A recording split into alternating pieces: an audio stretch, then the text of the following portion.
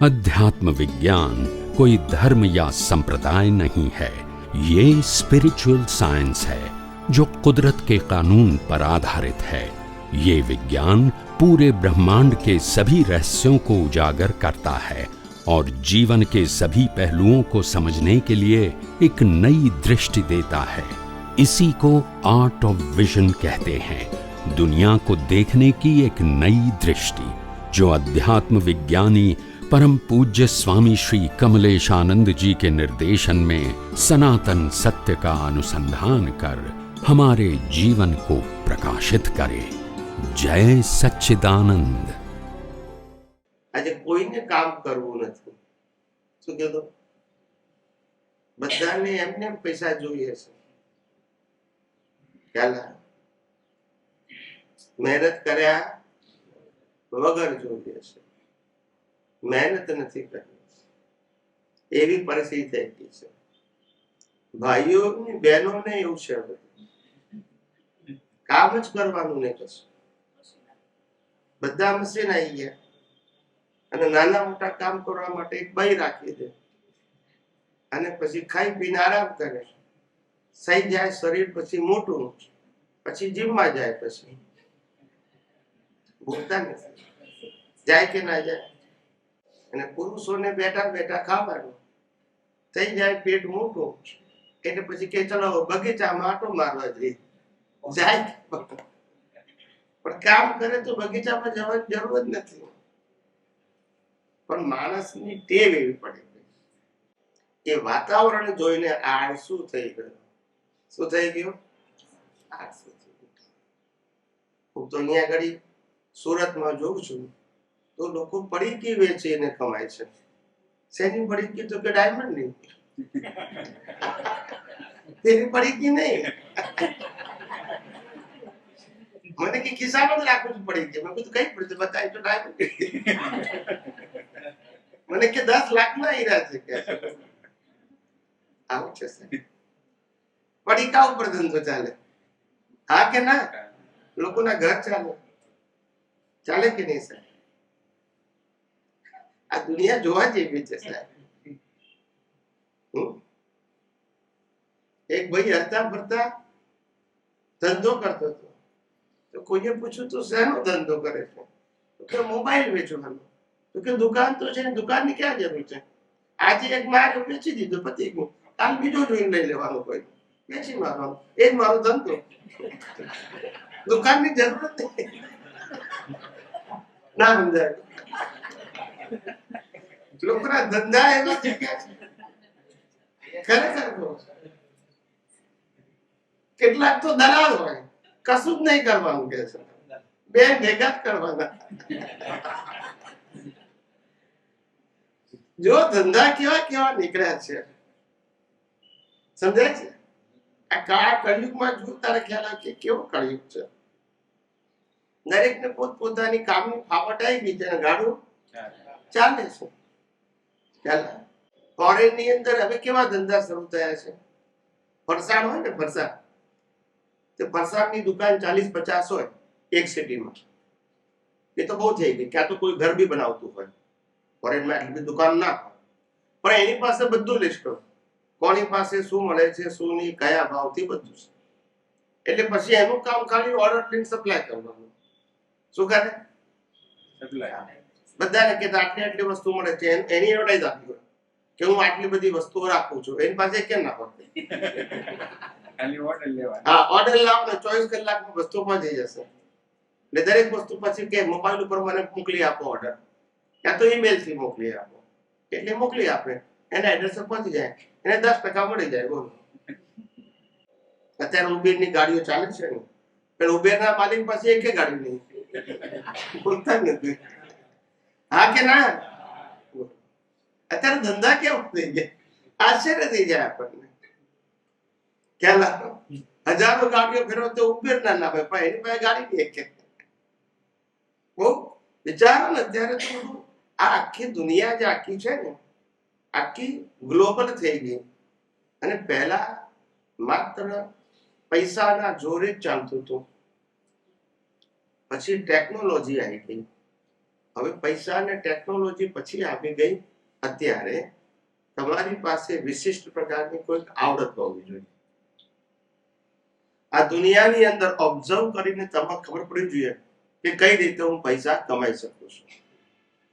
ને અત્યારે બહુ જ આસાન છે, પણ ઓબ્ઝર્વેશન કરતા આવડવું જોઈએ તો બધા ધંધા મળે. ખાલી ઓબ્ઝર્વેશનથી છે નથી, મહેનતથી નહીં. અને પછી ઓબ્ઝર્વેશન ખબર પડી જોઈએ કે લોકોને તકલીફ ક્યાં વધારે પડે છે, બસ ત્યાં સેટિંગ કરવાનું, બસ આટલું છે. ત્યાં એવી બધાની બુદ્ધિ છે. બોમ્બેમાં એક છોકરો છે, તે 25 વર્ષનો થયો, 15 વર્ષે ધંધો કરે છે. કેટલા વર્ષ? એ સ્કૂલમાં ભણતો તો ત્યારે એના ભાઈબંધ પાસેથી એક બુક્સ ભણવાની બુક્સ મંગાવવાની, બોમ્બે ટુ બોમ્બેમાં. તો એના ફાધરે કુરિયરને ફોન કર્યો, તો બોમ્બેમાં 100 રૂપિયાની ચોપડી ઘેર આવી કુરિયર દ્વારા 24 કલાક. એટલે છોકરાને આઈડિયા મળી ગયો કે અહીંયા આટલા કુરિયર વાળાથી એક નાનું ચોપડીના જો 100 રૂપિયા મળતા હોય તો સારો ધંધો છે. તેનો કુરિયરનો ધંધો શરૂ કર્યો. 15 વર્ષના છોકરાએ. વિચાર કરો. અને કુરિયરમાં એક એમ્પ્લોયી નહીં પાછા, બધા ટિફિન વાળા. બોલતા નથી, ના સમજાય. એટલે ટિફિન વાળા સપ્લાય કરે ને બોમ્બેમાં. બોમ્બે ટિફિન સપ્લાય કરે ખબર છે કે નહીં? બસ એ બધા કુરિયર વાળા. બધા જોઈન ભાઈ બધા નંબર લઈ લીધા અને બધા પાસેથી પેકેટ લે ને માણસ ગાડીમાં સપ્લાય કરી દે. જોઈન વાઇસ ફટાફટ આજે આપો કાલ પહોંચી જાય. ઓફિસ નહીં, મેનેજર નહીં, કારકુન નહીં, પટાવાળો નહીં. બોલો, બુદ્ધિ ના પૈસા. શેના પૈસા? આવો જમાનો છે સાહેબ. અને આ સોફ્ટવેર એન્જિનિયર તો ઘેર બેઠા કમાય છે, વર્ક ફ્રોમ હોમ. બોલો કેવું જમાનો કેવો આવ્યો? અત્યારનો જમાનો બધો હવે ઇન્ફોર્મેશનનું છે. Information plus technology. જેટલી માહિતી વધારે એટલું દુનિયામાં તમે આસાનીથી તમારું કામ કરાવી શકો. સમજાય છે? આ બધી બુદ્ધિ જોઈએ, વિશાળ બુદ્ધિ. અને આજે એ બુદ્ધિ માટે જે એક જમાનામાં મહેનત કરવી પડતી હતી ઇન્ફોર્મેશન લેવા માટે, લાખો કરોડો રૂપિયા ખર્ચવા પડતા હતા, અત્યારે ગૂગલમાં બધું જ મળે ઘેર બેઠા. આખી દુનિયામાં ગોલ્ડનો ભાવ કેટલો છે બતાવી દે ગૂગલ. યસ કે નો? એવું છે બધું. ત્યારે હવે દુનિયા ગ્લોબલ થઈ ગઈ. કેવી થઈ ગઈ? એની અંદર આપણી પણ દ્રષ્ટિ હવે ગ્લોબલ થવી જોઈએ. કેવી થઈ જોઈએ? વિશાળ દ્રષ્ટિ. ત્યારે આ દુનિયા સમજાય, નહીં તો સમજાય. આ આધ્યાત્મ વિજ્ઞાન તમારી દ્રષ્ટિને ગ્લોબલ કરે છે. શું કરે છે? કે આ બ્રહ્માંડ 6 તત્વોથી બનેલું છે. ચેતન, જડ, ગતિશાયક, સ્થિતિશાયક, ટાઈમ અને સ્પેસ. આ બ્રહ્માંડ કુદરતના કાનૂનથી ચાલે છે. અને આ બ્રહ્માંડમાં જે અવસ્થાઓ છે એને કુદરતી રચના કહેવાય. કોની રચના? માણસની.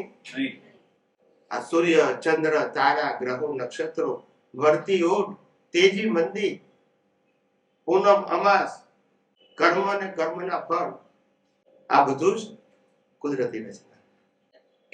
એ જેટલું સમજાશે એટલું તમારું જીવન હળવું થઈ જશે, ટેન્શન મુક્ત. માણસને એમ થાય કે કાલે શું થશે, કાલે શું થશે, કઈ થવાનું નથી. એવી કેટલી કાલ આવીને ગઈ. ચિંતા કરવાનો સ્વભાવ ના. ઘણા લોકોને આ કોવિડ હતું ત્યારે મરણનો ભય હતો બધાને, કે ક્યારે ઉપર જઈએ, ઉપર પહોંચી જઈએ કહેવાય. મેં કીધું ગભરાવાની જરૂર નથી, મરવાનું એક જ વખત હોય છે. બોલતા કે 5 વખત હોય, એક જ વખત મરવાનું છે. મર્યા પછી આપણે ચિંતા છે નહીં કોઈ, કુદરત નથી. પછી જે જીવે છે એને ચિંતા કે આનું ઘરનું આપણે, એને કઈ ચિંતા છે? એને ચિંતા કરી સાહેબ? મરી જાય એને ચિંતા કરી? એ તો ઊંઘી જાય. તમારે જે કરવું એ કરો. એટલે બુદ્ધિશાળી માણસને સર્વે કરીને કાઢ્યું કે આ દુનિયા તો ચાલ્યા કરે છે ને આપણને એમ લાગે છે કે આપણી મહેનતથી ચાલે છે, પણ માણસ એવરેજ 8 કલાક ઊંઘી જાય તો 24 કલાકમાંથી 33 કલાક તો એ નિમિત્તે ચાલે છે, બોલતા નથી. હા કે ના? અને એ 8 કલાક ઊંઘવામાં જાય અને 8 કલાક ખાવું પીવું નાહવું ધોવું ખ્યાલ આવે એમાં જાય ને કલાક. ટીવી જોવે છાપું વાંચે એમાં જાય ને, તો 8 કલાક તો પાછા એમાં જાય. જીમમાં જાય, વોક કરવા જાય, સમજાય છે કે નહીં? તો 8 કલાક ઊંઘવાનું ને 8 કલાક આ કરવાનું, તો 16 કલાક તો એમને જતા રહ્યા, તોય દુનિયા ચાલે છે. એટલે આપણે માનીએ છીએ કે આપણે ચલાવીએ છીએ એવું, પણ આપણાથી ચાલતી છે ને. પણ આ બ્રહ્માંડમાંથી, આ દુનિયામાંથી, જન્મ મરણમાંથી અને કર્મના બંધનમાંથી છૂટવું હશે એને આ જગતનું સનાતન સત્ય સમજવું પડશે. જગતનું સનાતન સત્ય એટલા માટે સમજવું પડશે કારણ કે આ જગત કુદરતના કાનૂનથી ચાલે છે અને એ કાનૂન તમને નહીં સમજાય ત્યાં સુધી કાનૂન તમે તોડવાના છો, અને તોડો એટલે કુદરત આપણને પનિશ કરવાની છે, બીજો કોઈ વિકલ્પ નથી. અને તમે કુદરતના કાનૂન નહીં જાણવાથી કાનૂન તોડશો તો તમે રામકૃષ્ણ મહાવીર હશો તો પણ છોડશે. કાનૂન બધા માટે કેવો? માટે કુદરતનો કાનૂન સમજવો જરૂરી છે. સમજાય છે બધાને? અધ્યાત્મ વિજ્ઞાન દ્રષ્ટિ ઉપર આધારિત છે, આર્ટ ઓફ વિઝન. તો દ્રષ્ટિ એટલે શું એ ઉદાહરણ આપીને સમજાવો. કારણ કે દ્રષ્ટિ એટલે આંખોથી જોવાનું નહીં, કાનોથી સાંભળવાનું નહીં, મોંથી બોલવાનું નહીં, નાકથી સૂંઘવાનું નહીં, ચામડીથી સ્પર્શ કરવાનો નહીં, એ કઈ દ્રષ્ટિ નથી. તો દ્રષ્ટિ એટલે શું એ જરા ઉદાહરણ આપીને વિસ્તારથી સમજાવવા કૃપા કરશો. જય સચિદાનંદ. દ્રષ્ટિ એટલે શું? દ્રષ્ટિ એટલે તમારું જ્ઞાન અને દર્શન. આટલા અવતારોથી માર ખાઈ ખાઈને ઘડાયેલું તમારું જ્ઞાન દર્શન છે, એને દ્રષ્ટિ કહેવાય. એ દ્રષ્ટિને આધારે તમે અવસ્થાને જોઈ અને સમજી શકો. સમજાય છે? એ દુનિયાને જોવાની દ્રષ્ટિ, એ દ્રષ્ટિમાં જ્ઞાન અને દર્શન છે. આ ઇન્દ્રિયોથી દેખાતી અવસ્થાઓ એને દ્રષ્ટિ ના કહેવાય. ઇન્દ્રિયોથી તો બધાને સરખું દેખાય, પણ દ્રષ્ટિ બધાની શું હોય? અહીંયા આગળ પિક્ચર લગાવેલું હોય ભીત ઉપર કે એક સ્ત્રી શણગાર સજીને નૃત્ય કરે છે, એવું એક પિક્ચર હોય અને 10 પુરુષને એવું કહેવામાં આવે કે આ દ્રશ્ય જે છે, જે તમને દેખાય છે, એ તમને કેવું દેખાય છે એક લીટીમાં લખો. કેટલી લીટીમાં? તો બધાનો જવાબ સરખો આવે. કેમ? બોલો ને. પણ દ્રશ્ય તો એક જ છે ને. હવે મારી વાત સમજાય છે? આંખોથી દ્રશ્ય દેખાય અને દ્રષ્ટિથી દ્રશ્ય સમજાય. એટલે આંખોથી તો બધાને સરખું દેખાય, પણ દ્રષ્ટિ બધાની જુદી છે. એટલે દ્રષ્ટિના આધારે એ વર્ણન કરે છે, પણ બધા જુદું જુદું. સમજાય છે? દ્રષ્ટિ એટલે જ્ઞાન અને દર્શન. એ જ્ઞાન દર્શન એ તમારા કેટલા અવતારોની મેચ્યોરિટી છે, પરિપક્વતા. શું છે? એટલે એ જે મેચ્યોરિટી છે એને આધારે તમને આ જગત ઓળખાય, સમજાય, અનુભવાય. અને એની મેચ્યોરિટી આપણે રાઈટ ટ્રેક ઉપર લેવી હોય તો આ કુદરતી કાનૂન અને કુદરતી રચના સમજવી પડશે. તો દ્રષ્ટિ આ જગતમાં જેમ છે તેમ દેખશે, નહીતર આ લૌકિક દ્રષ્ટિએ દેખશે, લોકોએ આપેલી દ્રષ્ટિ. અને કુદરતી કાનૂન અને કુદરતી રચના એ સનાતન દ્રષ્ટિ છે. ભારત વર્ષ સનાતન ધર્મો પર આધારિત છે, સનાતન સિદ્ધાંતો પર આધારિત છે, સનાતન સુખ ઉપર આધારિત છે. સમજાય છે? અને જન્મ મરણથી મુક્તિ એ જ આત્માની અનુભૂતિ. સમજાય છે? પછી જન્મ મરણ થાય. જન્મ મરણ આત્માને હોય કે શરીરને હોય? પણ ક્યાં સુધી થાય? જ્યાં સુધી આત્માની હાજરીમાં અજ્ઞાનતાએ કરીને કર્મ બાંધો છો ત્યાં સુધી જન્મ મરણ ચાલુ રહેશે. ખ્યાલ આવ્યો? એટલે કે મન વચન કાયાથી ભોગવાતા કર્મો જે છે એનાથી કર્મ બંધાતા નથી, પણ કર્મ અજ્ઞાનતાથી બંધાય છે, અજ્ઞાન દ્રષ્ટિથી બંધાય છે. અને એ અજ્ઞાનની અંદર બે પ્રકાર છે દ્રષ્ટિમાં, જ્ઞાન અને દર્શન. જ્ઞાન એટલે અસ્તિત્વ અને દર્શન એટલે એનું અસ્તિત્વ કોના આધારે છે. સમજાય છે?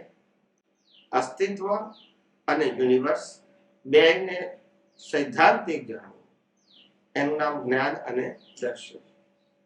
જ્યાં સુધી હું દેહધારી છું, નામધારી છું, એ અસ્તિત્વને આધારે જીવો છું, ત્યાં સુધી કર્મ બંધાવાના, જન્મ મરણ. કારણ કે અસ્તિત્વમાં જ અજ્ઞાન છે. જે શરીર આપણે નથી, જે શરીર આપણું નથી અને જે શરીર આપણા કંટ્રોલમાં નથી એને જ મારું માનીએ પછી શું થાય? સમજાયું કે નહીં? એટલે અનાદિકાળથી આવી રીતે ફસાયા છે. એટલે જ્ઞાન દર્શન એ એવી વસ્તુ છે કે જેના આધારે જીવ મેચ્યોર્ડ થાય અને આ જગતના સનાતન સત્યના બધા રહસ્યો સમજતો થાય. જેને કારણે આ જગતની અંદરથી દિવસે દિવસે એનું મોહ, આકર્ષણ, માલિકીપણું, કર્તાપણું, ભોગતાપણું અને દેહાધ્યાસ ખલાસ થાય. તે સિવાય ખલાસ થાય એવું નથી. સમજાયું બધાને? એટલે જ્ઞાન દર્શન એવું જય સચ્ચિદાનંદ એટલે જય એટલે નમસ્કાર, વંદન, પ્રણામ. સમજી ગયું? સત એટલે અવિનાશી.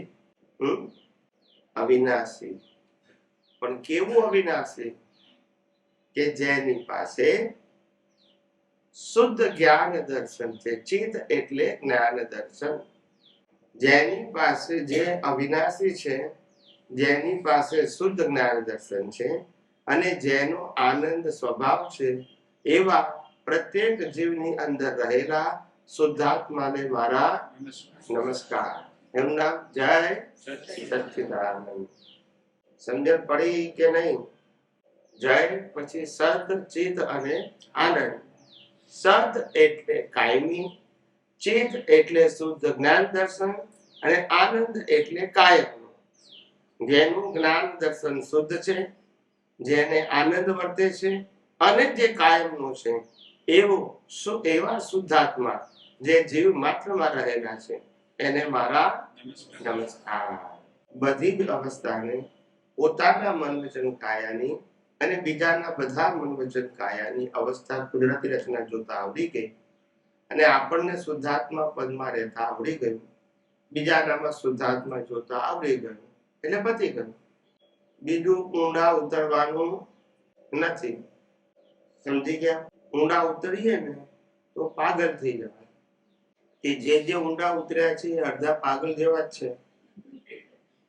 એ ક્યારે શું બોલવું, શું વિચારવું, શું કરવું એ હજુ ખબર પડતી નથી. સમજાય છે? એ તો જંપલાવે એટલે પાર આવે. વિચાર કરવાથી થાય?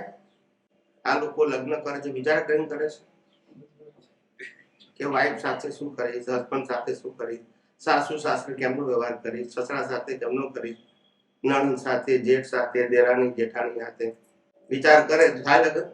બોલતા એ તો જંપ લાવવું પડે, પડે એવા દેવાય. તું વિચાર કરીએ તો થાય જ નહીં. બધી કોઈ વિચાર કરીએ તો થાય. એમાં દુનિયાની અંદર એવું છે, જે જન્મે છે કે વિચાર કરી નથી આવતો, ભૂલમાં નથી આવતો, ભૂલ ભોગવવા આવે છે. પોતે કરેલી ભૂલને ભોગવવા આવે છે, ભૂલમાં નથી આવતો. પોતે ભૂલ કરીને કર્મ બાંધ્યા છે તો પછી ભોગવવું તો પડે ને પછી.